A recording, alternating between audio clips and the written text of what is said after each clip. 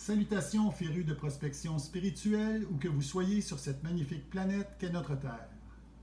J'invite le nouvel auditoire à consulter les capsules pépites numéro 1 sur 2 et numéro 2 sur 2 qui présentent cette chaîne, son présentateur et son contenu.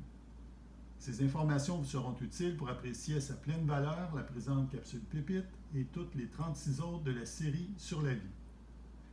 Pour accompagner la série sur la vie en fichier de format PDF, j'ai opté pour produire un concept de capsule pépite sous la forme de vidéo qui ne se substitue point au fichier PDF, mais les complète. Pour en apprendre davantage sur le sujet abordé, je vous invite, si ce n'est déjà fait, à télécharger gratuitement les fichiers en format PDF que vous trouverez à l'intérieur de la capsule pépite numéro 1 sur 2 et à lire dans l'ordre croissant des tomes la trilogie Série sur la vie, une œuvre fondamentale et pratique d'une vingtaine de pages de contenu par tome que j'ai écrite. Pour l'auditoire d'expérience dans notre genre de prospection de pépites spirituelles, aujourd'hui, il sera question de la capsule pépite numéro C16 sur 15 qui s'intitule Série sur la vie, spécial extra, pourquoi certains ont la foi et pas les autres. Vous avez bien entendu, et non, il ne s'agit pas d'une erreur, mais plutôt d'un boni. Car après avoir produit les 37 capsules pépites sur la série sur la vie, il m'est resté cette interrogation à l'esprit que j'ai cherché à tirer au clair. Bien que les deux citations bibliques qui suivent sont incluses à l'intérieur de deux autres capsules pépites distinctes, la réponse à ma question est d'abord passée inaperçue à mes yeux.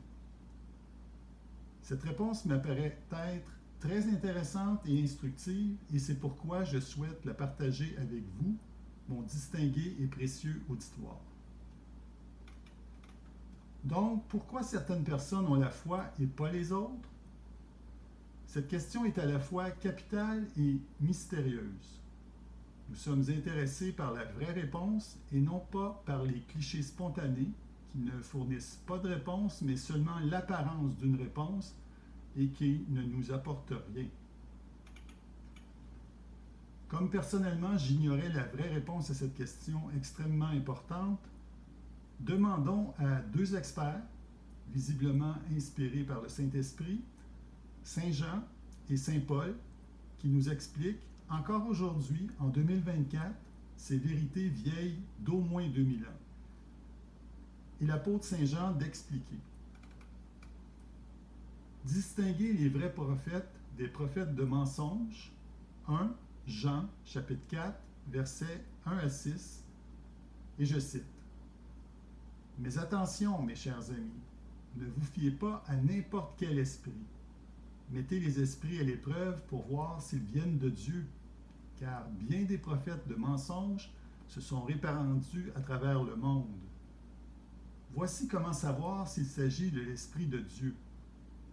Tout esprit qui reconnaît que Jésus-Christ est devenu véritablement un homme vient de Dieu. Tout esprit, au contraire, qui ne reconnaît pas ce Jésus-là ne vient pas de Dieu. C'est là l'esprit de l'Antichrist dont vous avez entendu annoncer la venue. Eh bien, dès à présent, cet esprit est dans le monde. Vous, mes enfants, vous appartenez à Dieu et vous avez la victoire sur ces prophètes de mensonges. Car celui qui est en vous est plus puissant que celui qui inspire ce monde. Eux, ils font partie du monde. C'est pourquoi ils tiennent le langage du monde. Et le monde les écoute. Nous, nous appartenons à Dieu. Celui qui connaît Dieu nous écoute. Mais celui qui n'appartient pas à Dieu ne nous écoute pas. De cette manière, nous pouvons distinguer l'esprit de la vérité de l'esprit de l'erreur. » Fin de la citation. Et saint Paul de préciser ce qui précédera le retour du Christ. 2 Thessaloniciens, chapitre 2, versets 1 à 12. Et je cite. « Au sujet de la venue de notre Seigneur Jésus-Christ et de notre rassemblement auprès de lui, nous vous le demandons, frères, ne vous laissez pas si facilement ébranler dans votre bon sens, ni troublé par une révélation, un message ou une lettre qu'on nous attribuerait, et qui prétendrait que le jour du Seigneur serait déjà là. Que personne ne vous égare d'aucune façon. car ce jour n'arrivera pas avant qu'éclate le grand rejet de Dieu et qu'apparaisse l'homme de la révolte qui est destiné à la perdition.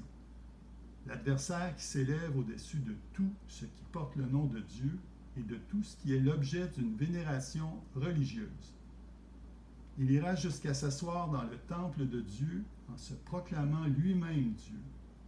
Vous savez ce qui le retient pour l'instant, afin qu'il ne paraisse que lorsque son heure sera venue. Car la puissance mystérieuse de la révolte contre Dieu est déjà à l'œuvre. Mais il suffira que celui qui le retient jusqu'à présent soit écarté pour qu'alors paraisse l'homme de la révolte. Le Seigneur Jésus le fera périr par le souffle de sa bouche et le réduira à l'impuissance au moment même de sa venue. L'apparition de cet homme se fera grâce à la puissance de Satan avec toutes sortes d'actes extraordinaires, de miracles et de prodiges trompeurs. Il usera de toutes les formes du mal pour tromper ceux qui se perdent parce qu'ils sont restés fermés à l'amour de la vérité qui les aurait sauvés.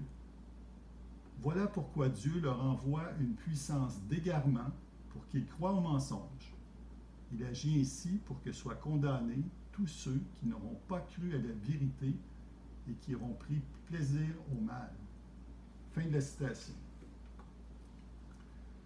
Si quelqu'un, à titre de PDG de sa vie, a choisi de rester fermé à la vérité, pourquoi avoir fait ce choix? Parce que la personne a choisi de croire la version de quelqu'un d'autre que le message du Fils unique de Dieu? Choisi de croire un message différent de celui enseigné par Jésus-Christ? Un message dont la personne ignore souvent qui est à l'origine de ce message et quels intérêts la personne à l'origine du dit message sert. Qui a réussi à convaincre les personnes de rester fermées à la vérité? Qui ont intérêt à convaincre les gens de rester fermés à la vérité? Qui ont intérêt à convaincre les créatures de Dieu à rester fermées à leur Créateur? Quiconque travaille contre Dieu, contre notre Créateur, ainsi choisir de rester fermé à la vérité, à notre Créateur, à Dieu, revient à choisir d'appartenir au camp adverse de Dieu et d'appartenir à celui qui s'oppose à Dieu, Satan. Le PDG qui réalise qu'il ne serait pas dans la bonne direction peut toujours choisir de changer de direction. C'est le privilège de tout PDG. Tourlou.